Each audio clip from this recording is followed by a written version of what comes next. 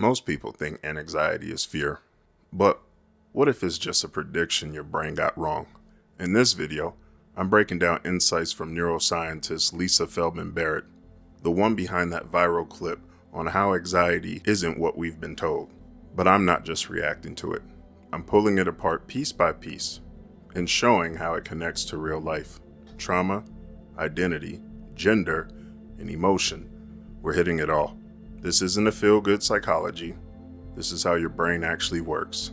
Check the timestamps if you want to jump around, but I recommend you sit through this one, start to finish, because once you understand this, a lot of what you've been struggling with might finally make sense. I started with emotion, but it really became a much larger project to try to understand, well, what is a brain? How is it structured? How did it evolve? How does it work? What's its most basic function? And where do thoughts and feelings and actions, perceptions, what role do they play in that function? So it's a bit flipping the question, right? Most people start with, what is an emotion? What is a thought? What is a memory? They define it, and then they go looking for its physical basis in the brain or in the body. That's a pretty bankrupt perspective.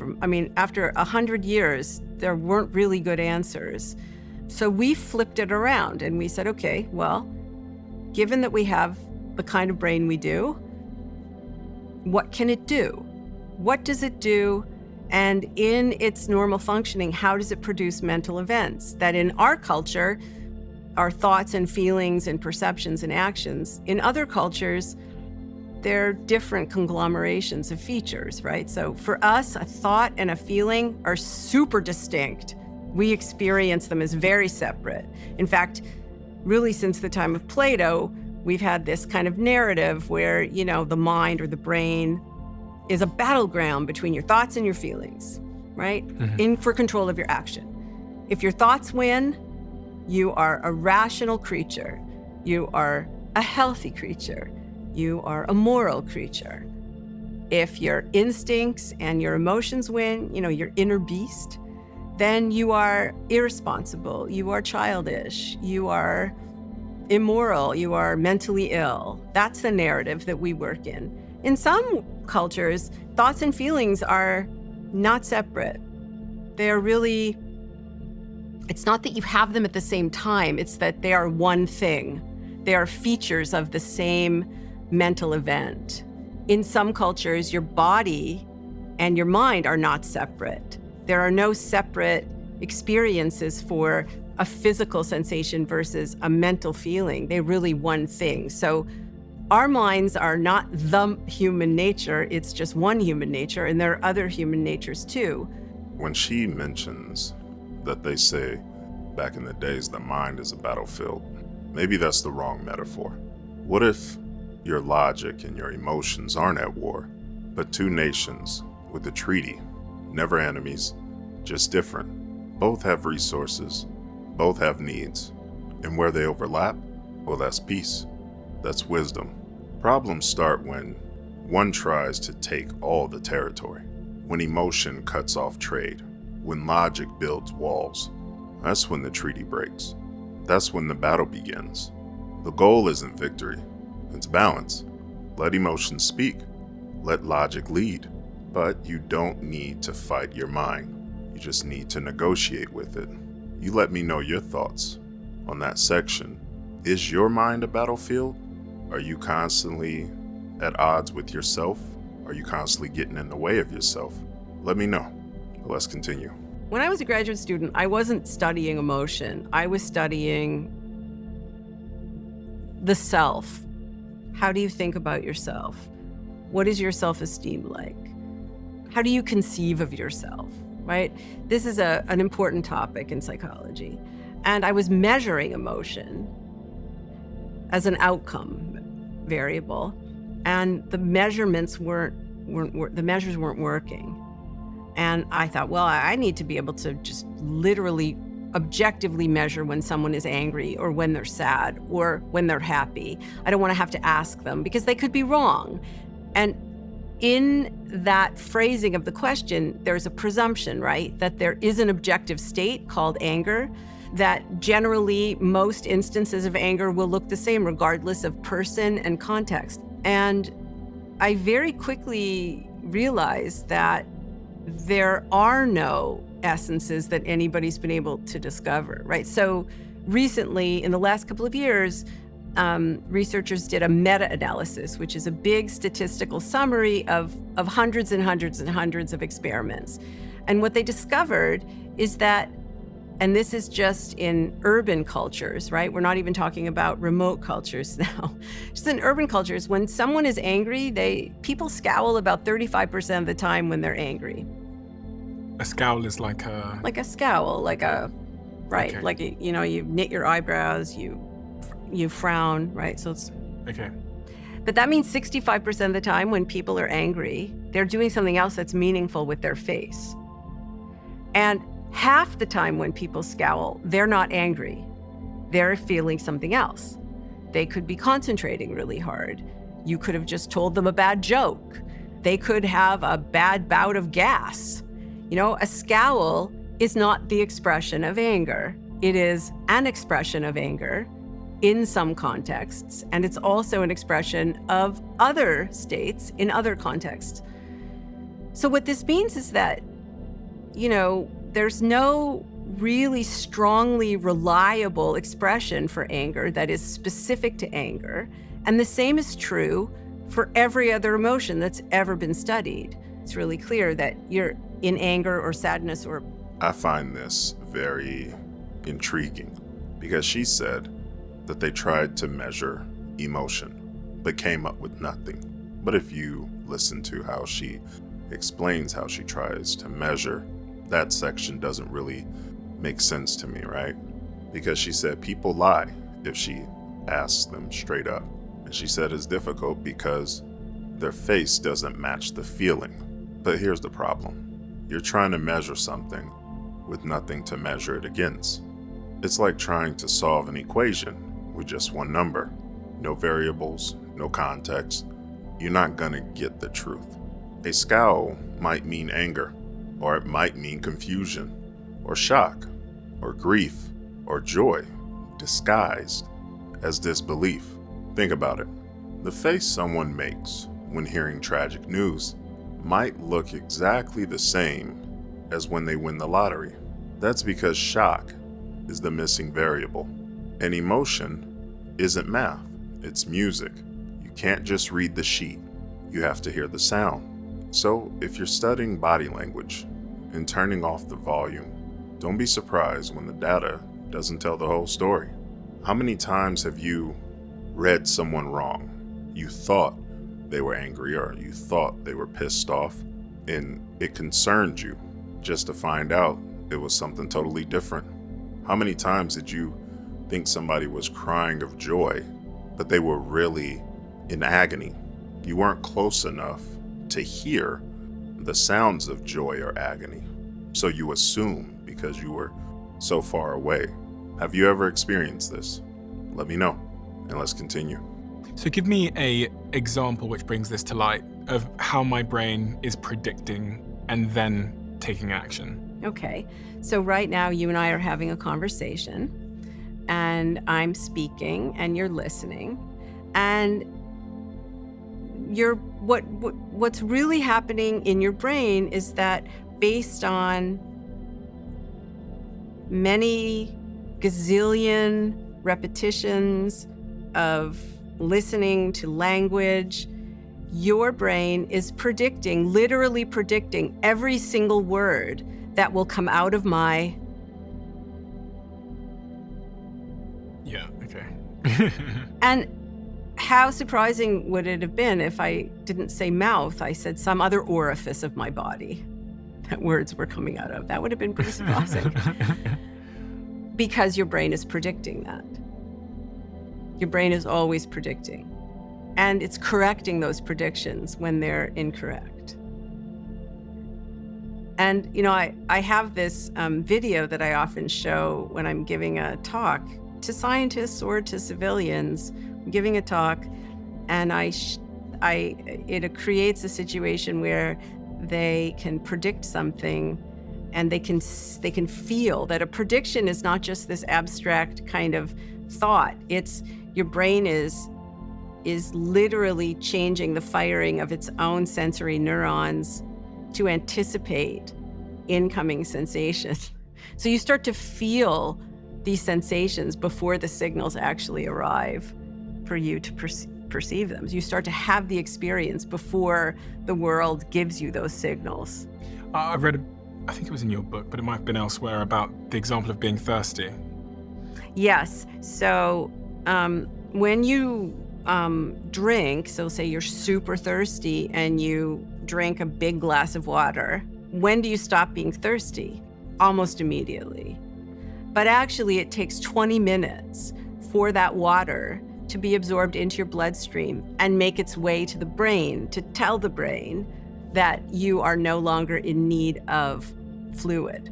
Because across millions of opportunities, you have learned that certain movements now and certain sensory signals now will result in that mental state.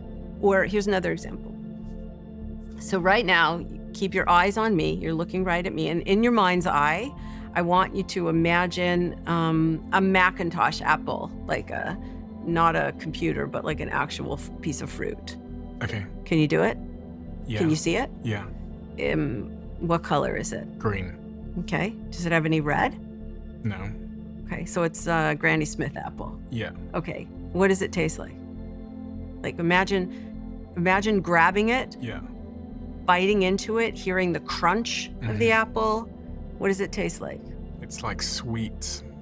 It's like a little tart, maybe? Yeah. Yeah. Is it juicy? It's very juicy. Yeah. Okay. So if I were imaging your brain right now, what I would see is I would see changes in the signal that is related to neural activity in your visual cortex, even though there is no apple in front of you. And I would see a change in activity in your auditory cortex, even though you didn't really hear the crunch. My mouth was watering as well. And your mouth is watering. And in fact, every time you sit down for a meal, your brain directs your saliva glands to produce more saliva to prepare you to eat and digest the food. So that usually happens in advance of even sitting down to a meal. That is all prediction. That's all of that is your brain preparing itself for what's coming, because predicting and correcting is a much more efficient way to run a nervous system, really any system, than reacting to the world. Here's another example. Do you drink coffee? Yes. Okay. Do you drink coffee every day at the same time? Usually, yeah. Okay. And are you one of these people that if you miss having coffee at that time, you get a headache? I mean, it's happened before, yes. Well, I used to be a person who drank a lot of coffee. And I love coffee, but I don't drink it anymore. But I loved it, and I drank it always at the same time every day. And if I didn't drink it, I would get, at that time of day, I would get a massive headache. And the reason why, and this is true really of every medicine you take, anything which affects your physiology, if you do it on a regular basis, your brain will come to expect it. And what that means, come to expect it, is that coffee has chemicals in it that will constrict your blood vessels everywhere. But in the brain is attempting to keep the blood flow pretty constant and even. And so if every day at 8 o'clock in the morning, you're drinking something that's going to constrict your blood vessels, then at 7:55 approximately, I don't know the exact timing, but a little bit before 8, your brain will dilate the blood vessels in preparation for that constriction so they remain constant. And if you don't drink that substance, then you have this big dilation and you get a very, very bad headache. I was just wondering then about, as you were talking, I thought you were going to talk about how sometimes when I set an alarm, I seem to wake up like 5 minutes before the alarm. Yeah, sure. That's an example. Here's another example. Exercise, okay?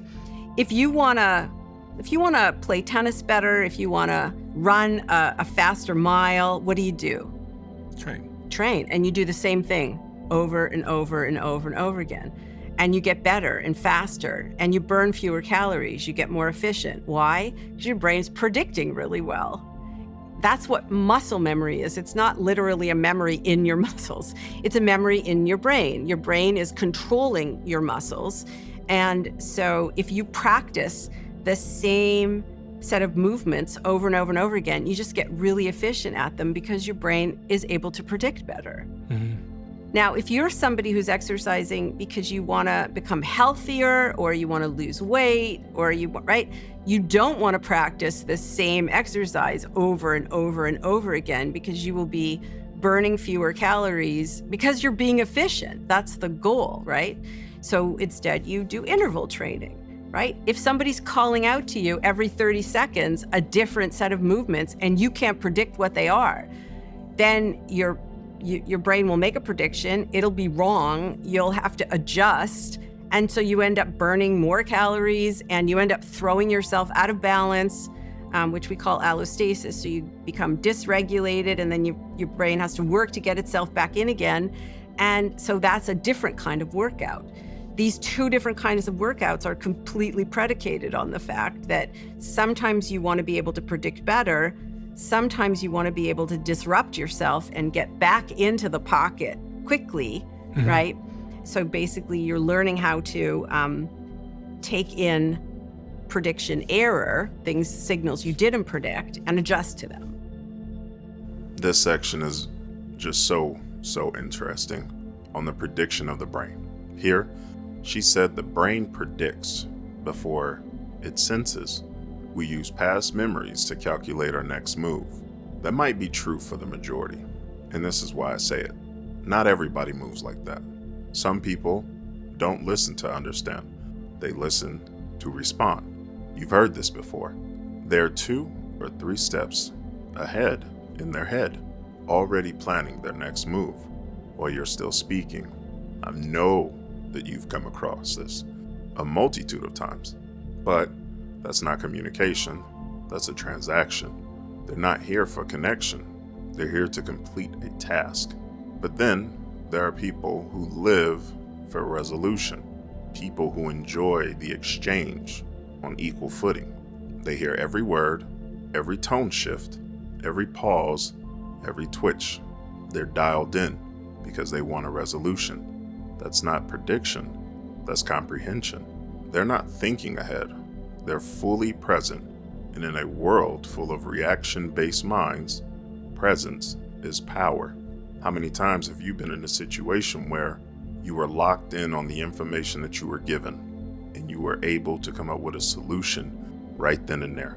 Not down the road, not react out of pure emotion, not play the game of, they're trying to hurt me, I'm gonna hurt them, or my idea is better than theirs. How many times have you listened to somebody and came up with an answer right on the spot that actually shocked their system, where they compromise and they go with the better idea? 2 heads are better than 1, but they have to be on equal footing. Let's continue. What does this say about the nature of trauma and other mental health illnesses like depression, anxiety, etc.? Because is this a misfiring of my predictions? I say this because predictions reliant on something happening in the past and forming a pattern, like a pattern recognition system. So if I grew up and there were certain patterns that are now not the case. So if I grew up and every time a man walked into the room, he hit me. And now when a man walks into the room and I'm 35 years old, I'm getting that same sort of prediction in my brain. So I've got a fear of men, for example. Does this somewhat explain childhood trauma and why it's so hard to shake, and why as adults we can sometimes have dysfunctional lives? I would say, as a general principle, yes. There are a lot of, the devil is in the details, right? But yeah, sure. So trauma is not something that happens in the world to you. Everything you experience is a combination of the remembered past and the sensory present. So there could be an adverse event that occurs. You're in an earthquake. Someone dies who's close to you. Something bad happens to you. Someone hurts you in some way. There could be an adverse event that is not traumatic to you, because you're not using past experiences to make sense of it as a trauma. On the other hand, something that could be like an everyday experience to somebody else, to you, it links to a set of memories that are very traumatic. Were very traumatic. Those events were very traumatic. And so to you, it is a trauma. So trauma is not an objective thing in the world. It's also not all in your head. The trauma is a property of the relation between what has happened to you in the past and what is occurring in the present. Mm-hmm. So here's an example. There is an anthropologist who works at Emory University, and she studies people in a lot of different cultures, and she studies trauma in a lot of different cultures. And there was this one girl that she wrote about, a case study of a girl named Maria, who was a young adolescent girl. And she lived in a culture where it was more normative for men to physically be very physical with women and girls. So in our culture, we would say it's physical abuse. But in her culture, this is just what men did. She didn't so her stepfather would slap her around, and she didn't like it, but she didn't show any sign of trauma. The way she made sense of it was that men are just assholes. It was very much this is not about me, this is about them. It's not pleasant, but she slept okay, her grades were okay in school, she had friends, she didn't have any signs of trauma at all. Then she watched Oprah, and she heard all of these women talk about having been the subject of physical abuse from their boyfriends or their fathers or, their husbands. And she recognized the similarity in the physical circumstances of these women's descriptions and her physical circumstances. And she also observed them experiencing symptoms of trauma. And all of a sudden, she started to have difficulty sleeping, and her grades dropped, and she had trouble concentrating, and she became socially withdrawn. Her way of making meaning, if you think about physical movements as actions, she made different meaning of those actions, and she experienced trauma where she didn't before. Now, if you're somebody who believes that there's an objective world out there where, cause and effect. Yeah, that really there was some kind of latent trauma in her and she didn't experience it before, but then it was like triggered, and then you could tell a whole story like that, and people do tell whole stories like that. But that's not what the best scientific evidence suggests is happening. What's happening is that the physical movements were the same. The psychological experience of those movements was different, because experience is a combination of the sensory present, the physical present, and the remembered past. And you need both in order to have a particular kind of experience. So the way to describe what happened to Maria's trajectory was that she experienced something as an unfortunate aspect of physical life, and then it became about her. It became something, not this person was doing something bad, but this person was doing something bad to her because of who she is. And she was also shown how she should be responding to that by watching Oprah's show and watching these other individuals responding in a certain way. Right. So it became about her as a person, not just about, her stepfather was an asshole. And if you think about it, what we do in this culture when people go into therapy for trauma, right, is we're attempting to actually reverse the narrative. So we try to teach people that it's not, when something traumatic happens to them, and I want to be really clear what I'm saying, right? I'm not saying that when people experience trauma, it's their fault. I'm not in any way saying they're culpable for what's happened to them.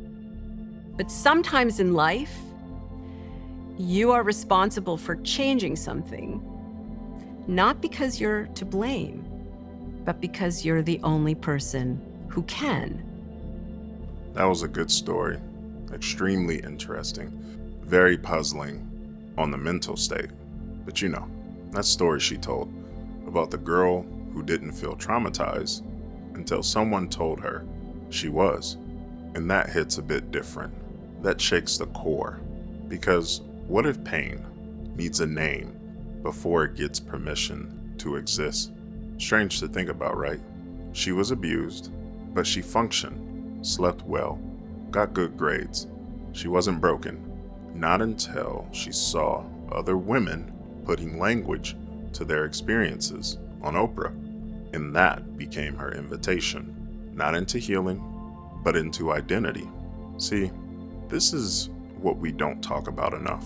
Not all trauma is felt in the moment. Sometimes it's learned. Sometimes we don't feel anything until someone else tells us what we are supposed to feel. And when you accept that identity, you also accept the weight that comes with it. That's the danger of over-labeling, over-validating, over-pathologizing every human experience. At some point, it stops being about understanding, and it starts being about becoming what the culture reflects back at you. And that reflection is not just in trauma. It's in gender, it's in body, it's in sexuality, in addiction, even in the way people now identify as animals or symbols. We're not just reacting to life anymore. We're preloading our emotions, predicting our pain, scripting our personality around the trends, and calling it truth. But like trends, they come and go. So you're stacking another trend on another trend, getting further away from who you are. Because once you believe something deep enough, your mind doesn't need proof. It just needs repetition, conditioning. You tell yourself you're broken, you'll act broken. You call it trauma, your body will follow. You say you're a cat, a wolf, a they, them, your brain will map your reality around the mask. So maybe the real question isn't, what happened to me? Maybe it's, who told me what this was supposed to mean? Because that interpretation can be more damaging than the event itself. And in a world that rewards performance and victimhood, it's easy to confuse pain with personality. But at the end of the day, it's always better to understand than to be understood. Let me know your thoughts in the comments below. If you would like for me to break down any videos or individuals, type the name of the video in the description and I'll get to it. We're building a community of people that understand and want to navigate life better in every aspect.